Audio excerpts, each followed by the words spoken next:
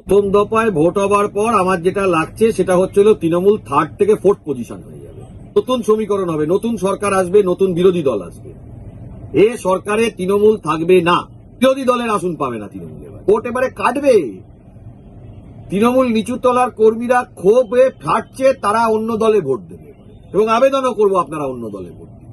এবারে তৃণমূল থাকবে না, এবারে তৃণমূল যাবে। সাধারণ লোক যারা আছে, বিশেষ করে তৃণমূল কর্মচারীদের যারা লোকজন আছে, বিভিন্ন তৃণমূল করের ইউনিয়নগুলো আছে, তাদের একটা বড় অংশ এবারে ভোট দেবে। এই যে কন্ট্রাকচুয়াল যারা employees, corporation, municipality, KMDA, panchayat, কেন তারা সমকাজে সমবেতন পাবে না? ওইটুকু টাকা মাইনে তাদের জীবন চলছে। এই দলটাকে আরো চুরির সুযোগ করে দেবো। কোটি কোটি টাকা চুরি করেছে, নিচে তলা থেকে ওপর তলা পর্যন্ত। একটা কাউন্সিলরের এত পয়সা হয় কি করে? প্রশ্নটার উত্তর কি হবে? প্রথম দফায় ভোট হবার পর আমার যেটা লাগছে সেটা হচ্ছিল তৃণমূল 3rd থেকে 4th পজিশন হয়ে যাবে। হবেই এবারে।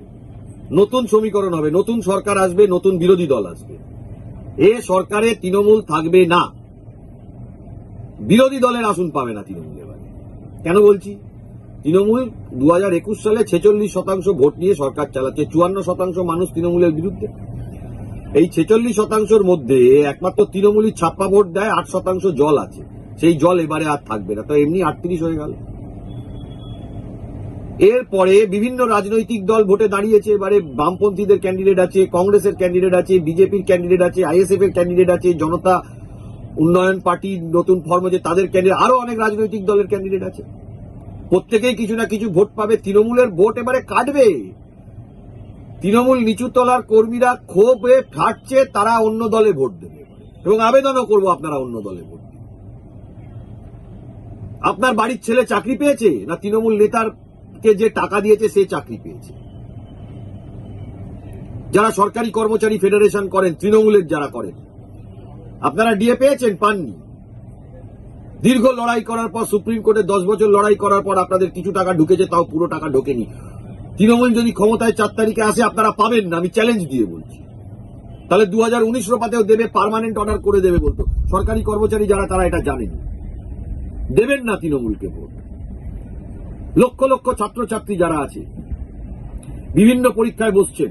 পাবলিক সার্ভিস কমিশন কটা পরীক্ষা হয়েছে, ডব্লিউবিসিএস কটা পরীক্ষা হয়েছে, ক্লার্কশিপের কটা পরীক্ষা হয়েছে।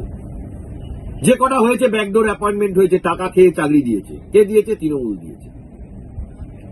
টেট 2012, টেট 2014, প্রাইমারি টেটের কথা বলছি, টেট 2017, টেট 2022, প্রায় 15 বছরে 4টে টেট হয়েছে। 4টে টেটেরই পরীক্ষায় প্রশ্ন ভুল। কি করে হয় এটা?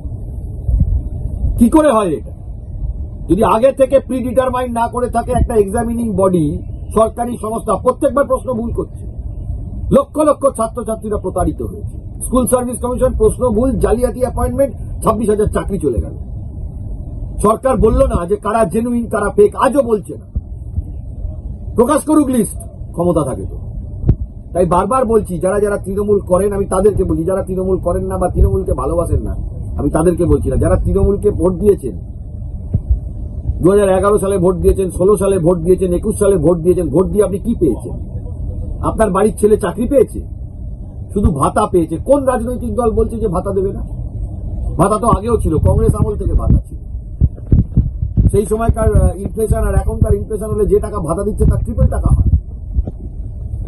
তাই বারবারই বলছি, তৃণমূল দলটাকে ভোট দেবেন এবং তৃণমূল এবারে 3rd পজিশন হয়ে যাবে, 4th হয়ে যেতে পারে। যে পরিমাণ তৃণমূল দলের লোকজন আমাকে বলেছে, আমরা মামলা করার সুবাদে তৃণমূলেরও মামলা করেছি, আমরা কংগ্রেসের মামলা করেছি, সিপিএম এর মামলা করেছি, বিজেপির মামলা করেছি। সাধারণ লোক যারা আছে, বিশেষ করে তৃণমূল কর্মচারীদের যারা লোকজন আছে, বিভিন্ন তৃণমূল করের ইউনিয়নগুলো আছে, তাদের একটা বড় অংশ এবারে ভোট দেবে। এই যে কন্ট্রাকচুয়াল যারা employees, corporation, municipality, KMDA, panchayat, কেন তারা সমকাজে সমবেতন পাবে না? ওইটুকু টাকা মাইনে তাদের জীবন চলছে। এই যে আশা কর্মীরা লড়াই করছিলেন, দেবেন না তৃণমূলকে ভোট, দেবেন না তৃণমূলকে। সবাইকে বলুন তৃণমূলকে ভোট না দিতে। যারা তৃণমূল করেন আমি তাদেরকেও বলুন। এবারে পরিবর্তন ঘটাতে হবে, এমনকি বিরোধী দলেরও পরিবর্তন ঘটাতে হবে। নতুন বিরোধী দল আসবে, অসুবিধা কি আছে? তৃণমূলকে ভোট দেওয়া মানে এই দলটাকে আরো চুরির সুযোগ করে দেওয়া। কোটি কোটি টাকা চুরি করেছে, নিচের তলা থেকে ওপর তলা পর্যন্ত একটা কাউন্সিলরের এত পয়সা হয় কি করে? প্রশ্নটার উত্তর কি হবে? দেখুন, যান কাউন্সিলরদের ভাবভঙ্গি দেখুন। এরকম ধরনের দুর্নীতি পশ্চিমবাংলার ইতিহাসে অন্তত দেখা যায়নি। কংগ্রেস আমল দেখেছি, বামেদের আমলে দেখেছি, ব্যাকডোর দিয়ে সাদা খাতায় চাকরি হয়ে যাচ্ছে। আপনি কংগ্রেস আমল বলুন, সিপিএম এর 34 বছর রাজত্বে বলুন, অভিযোগ পেয়েছেন? পান। এবারে তৃণমূল থাকবে না, এবারে তৃণমূল যাবে। হসপিটালগুলোর কি দশা করেছে? এক একটা সরকারি হসপিটালে আপনি যেতে পারবেন না যা অবস্থা, যেটা বামেদের আমলে এবং কংগ্রেসের আমলেও ছিল না। সমাজে একেবারে নিচু স্তরে নামিয়ে দিয়েছে পশ্চিমবঙ্গ। বাংলার বাইরে গেলে লোকে বলবে ওখানে তো সাদা খাতায় চাকরি হয়ে যায়। এই যে এক্সামিনিং বডিগুলো বসিয়ে রেখে দিয়েছে, যারা যারা পেপার সেটার, তাদের কোনো যোগ্যতা আছে যেগুলো তৃণমূল বসিয়ে রেখেছে? সব চিটারগুলোকে বসিয়ে রেখেছে এক্সামিনিং বডির মধ্যে, কি ইউনিভার্সিটি, কি কলেজ, কি আপনার অন্যান্য এক্সামিনিং বডি। কন্ট্রাকচুয়াল স্টাফরা কেন তারা সমকাজে সমবেতন পাবেন না? শিক্ষকরা যারা যারা কিনা পার্ট টাইম পড়াচ্ছে তারাই বা কেন সমকাজে সমবেতন পাবেন না? কেন কন্ট্রাকচুয়ালদের রেগুলারাইজেশনের ব্যবস্থা করবে না রাজ্য সরকার? সব খাবার জন্য বসে রেখে দিয়েছে তৃণমূল। বাংলাকে বাঁচানোর জন্য এদেরকে তাড়াতে হবে। তাই আমি তৃণমূল সেকশন, যারা তৃণমূল করেন, আমি তাদের কাছে আবেদন করব, নতুন রাজনৈতিক দল যারা যারা আসছে, ভবিষ্যতে পশ্চিমবাংলাতে নতুন রাজনৈতিক দল তৈরি হবে, নতুন সরকার আসবে, বিরোধী অন্য আসবে, যাই করবেন না কেন তৃণমূলকে ভোট দেবেন না। যাকে খুশি ভোট দিন, তৃণমূলকে ভোট দেবেন না।